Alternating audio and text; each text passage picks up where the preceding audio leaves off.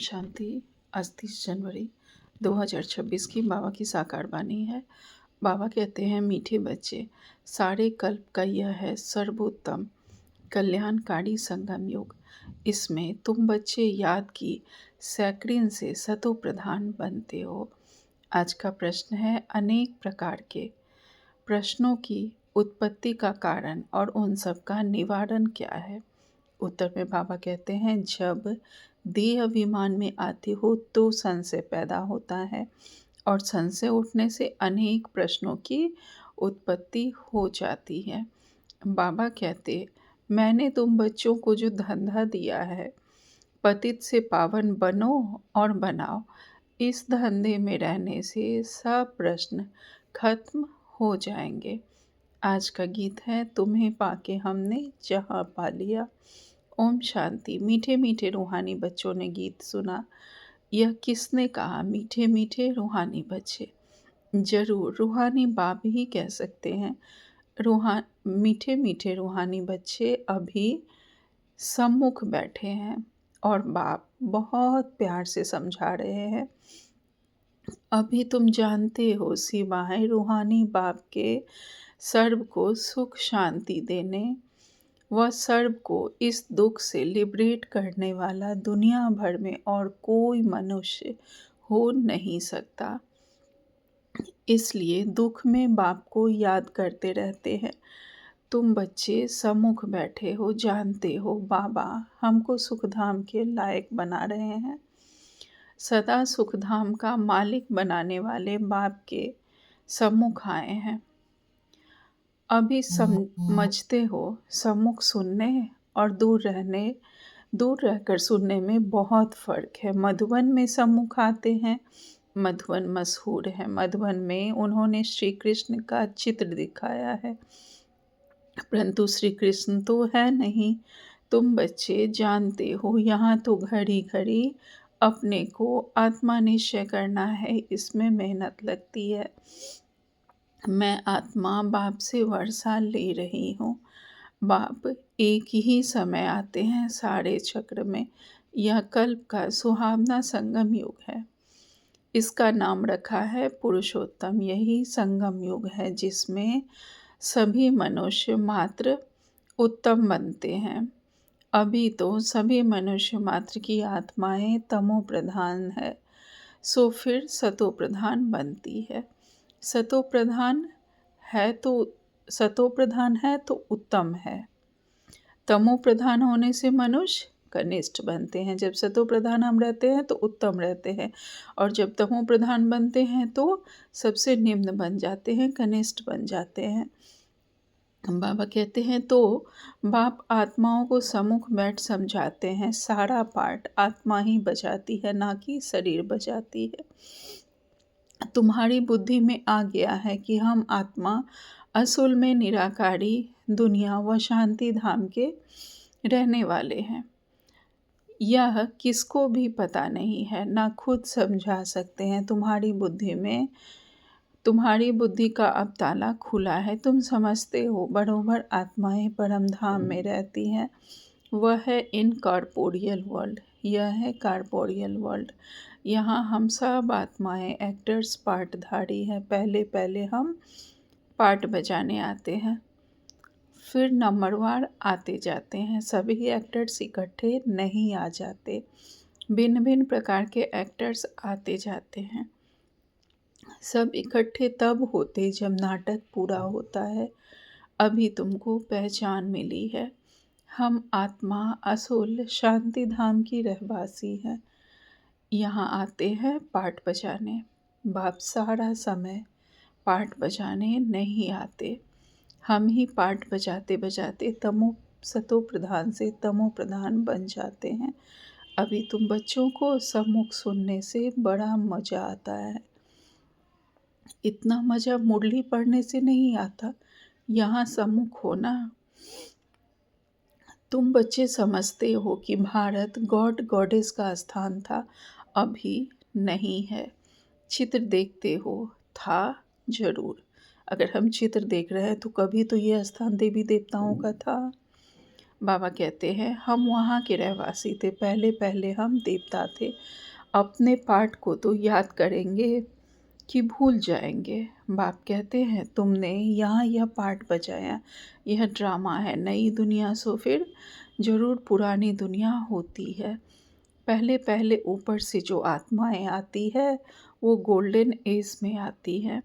यह सब बातें अभी तुम्हारी बुद्धि में है।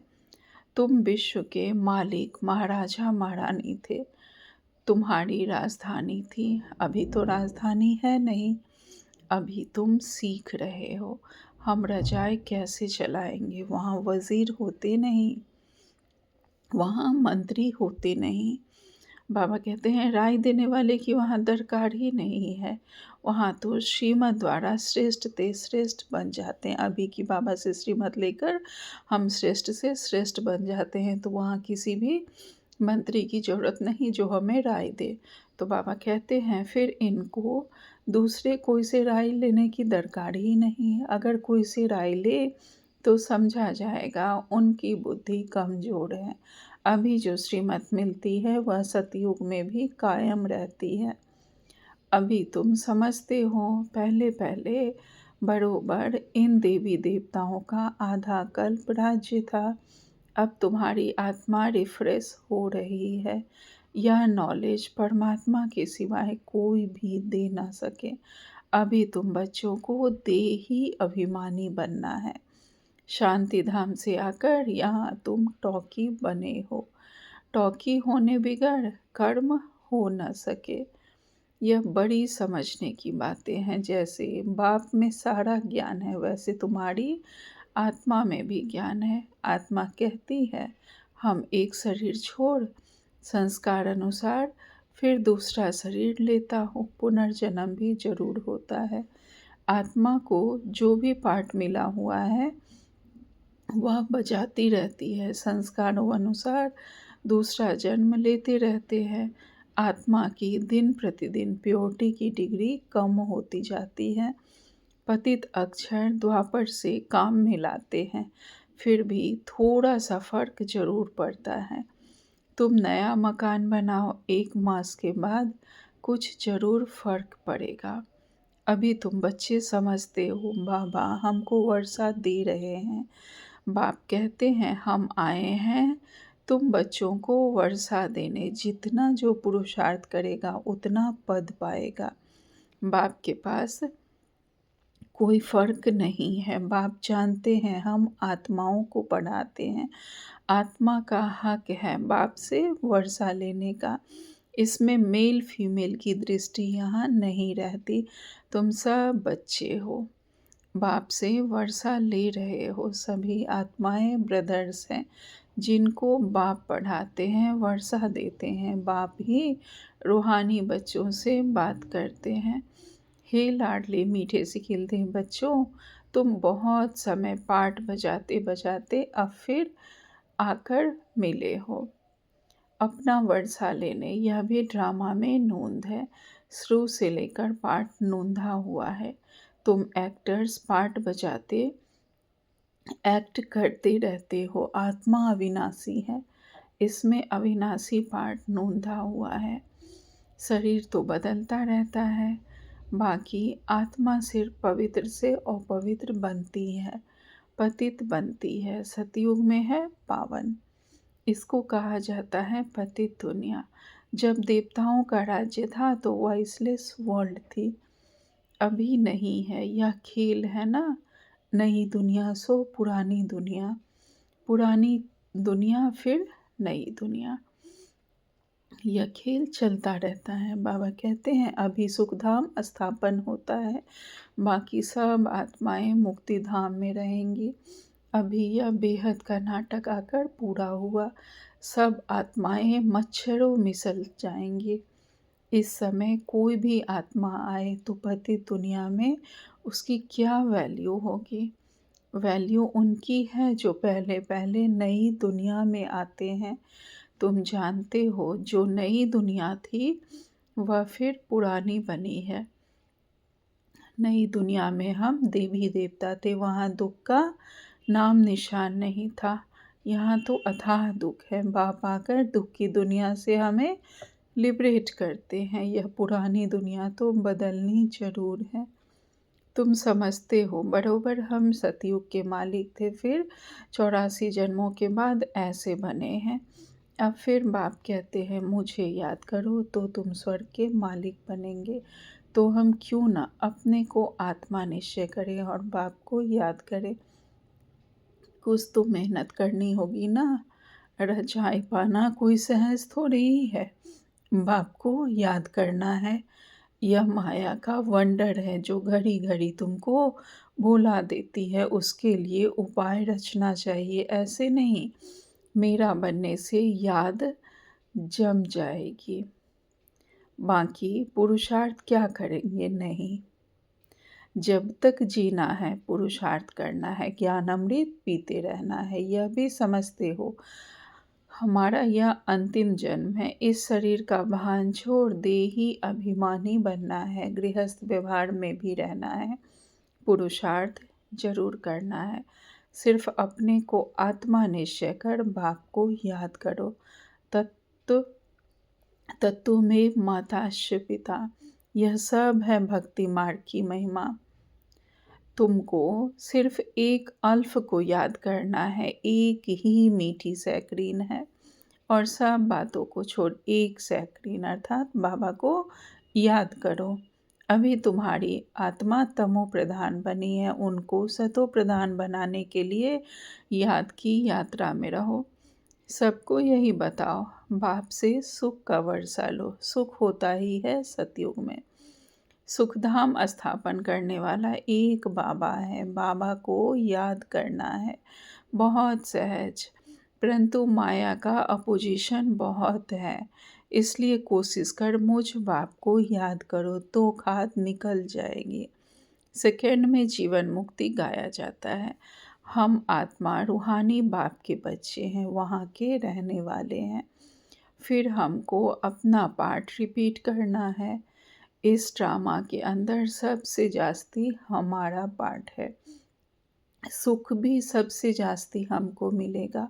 बाप कहते हैं तुम्हारा देवी देवता धर्म बहुत सुख देने वाला है और बाकी सब शांति धाम में ऑटोमेटिकली चले जाएंगे। हिसाब किताब चुकतू कर जास्ती विस्तार में हम क्यों जाएं। बाप आते हैं सबको वापस ले जाने। मच्छरों सदृश सबको ले जाते हैं। सतयुग में बहुत थोड़े होते हैं। यह सारी ड्रामा में नोंद है। शरीर खत्म हो जाएंगे। आत्मा जो अविनाशी है वह हिसाब किताब चुकतू कर चली जाएगी। ऐसे नहीं कि आत्मा आग में पड़ने से पवित्र होगी। आत्मा को याद योग रूपी अग्नि से ही पवित्र होना है। हमारी आत्मा बाबा के याद रूपी योग अग्नि से ही पवित्र होगी। बाबा कहते हैं योग की अग्नि है यह। उन्होंने फिर नाटक बैठ बनाए हैं। सीता अग्नि से पार हुई, आग से कोई थोड़े ही पावन होना है। बाप समझाते हैं तुम सब सीताएं इस समय पतित हो, रावण के राज्य में हो। अब एक बाप की याद से तुमको पावन बनना है। राम एक ही है। अग्नि अक्षर सुनने से समझते हैं आग से पार हुई। कहाँ योग अग्नि, कहाँ हुआ। आत्मा परमपिता परमात्मा से योग रखने से पतित से पावन होगी। रात दिन का फर्क है। हेल में सब सीताएं रावण की जेल में शोक वाटिका में हैं। यहाँ तो सुख तो काग विष्टा के समान है, भेंट की जाती है। स्वर्ण के सुख तो अथाह है। बाबा कहते हैं तुम आत्माओं की अभी शिव साजन के साथ सगाई हुई है तो आत्मा फीमेल हुई ना। शिव बाबा कहते हैं सिर्फ मुझे हम बाबा कहते हैं शिव बाबा कहते हैं सिर्फ मुझे याद करो तो तुम पावन बन जाएंगे। शांति धाम जाए फिर सुख धाम में आ जाएंगे। तो बच्चों को ज्ञान रत्नों से झोली भरनी चाहिए। कोई भी प्रकार का संशय नहीं ले आना चाहिए। देह अभिमान में आने से फिर अनेक प्रकार के प्रश्न उठते हैं। फिर बाप जो धंधा देते हैं वह करते ही नहीं। मूल बात है हमको पतित से पावन बनना है, दूसरी बातें छोड़ देनी है। राजधानी की जैसे रस्म रिवाज होगी वह चलेगी, जैसे महल बनाए होंगे वैसे बनाएंगे। मूल बात है पवित्र बनने की, बुलाते भी हैं हे पतित पावन। पावन बनने से सुखी बन जाएंगे। सबसे पावन है देवी देवताएं। अभी तुम 21 जन्म के लिए सर्वोत्तम पावन बनते हो, उसको कहा जाता है संपूर्ण निर्विकारी पावन। तो बाप जो श्रीमत देते हैं उस पर चलना है, कोई भी संकल्प उठाने की दरकार नहीं। पहले हम पतित से पावन तो बने, पुकारते भी हैं हे पतित पावन, परंतु समझते कुछ भी नहीं। यह भी नहीं जानते पतित पावन कौन है। यह है पतित दुनिया, यह है पावन दुनिया। मुख्य बात है ही पावन बनने की। पावन कौन बनाएंगे यह कुछ भी पता नहीं है। पतित पावन क्या बुलाते हैं, परंतु बोलो तुम पतित हो तो बिगड़ पड़ेंगे। अपने को बिकारी कोई भी समझते नहीं। कहते हैं गृहस्थी में तो सब थे, राधे कृष्ण लक्ष्मी नारायण को भी बच्चे थे ना, लेकिन वहाँ योग बल से बच्चे पैदा होते हैं, यह भूल गए हैं। उनको वॉइसलेस वर्ल्ड स्वर्ग कहा जाता है, वह है शिवालय। बाप कहते हैं पति दुनिया में एक भी पावन नहीं है। यह बाप टीचर और सतगुरु है जो सबको सद्गति देते हैं। वह तो एक गुरु चला गया तो फिर बच्चों को गद्दी देंगे। अब वह कैसे सद्गति में ले जाएंगे। सर्व का सद्गति दाता ये है ही एक। सतयुग में सिर्फ देवी देवता होते हैं, बाकी इतनी सब आत्माएं शांति धाम में चली जाएंगी।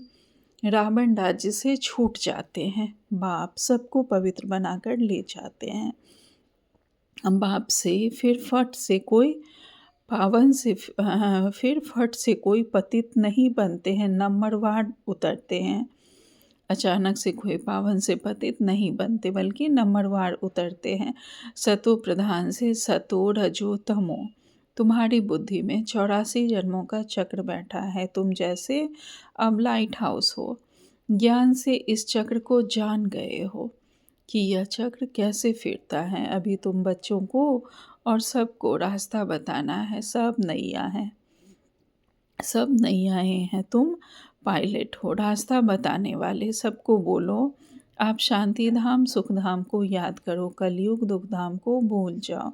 अच्छा मीठे मीठे से खिलते बच्चों प्रति माता पिता बाप दादा को का याद प्यार और गुड मॉर्निंग। रूहानी बाप की रूहानी बच्चों को नमस्ते। हम सब रूहानी बच्चों की रूहानी माता पिता बाप दादा को याद प्यार गुड मॉर्निंग और नमस्ते नमस्ते नमस्ते। शुक्रिया बाबा आपका पद्मा पद्म शुक्रिया।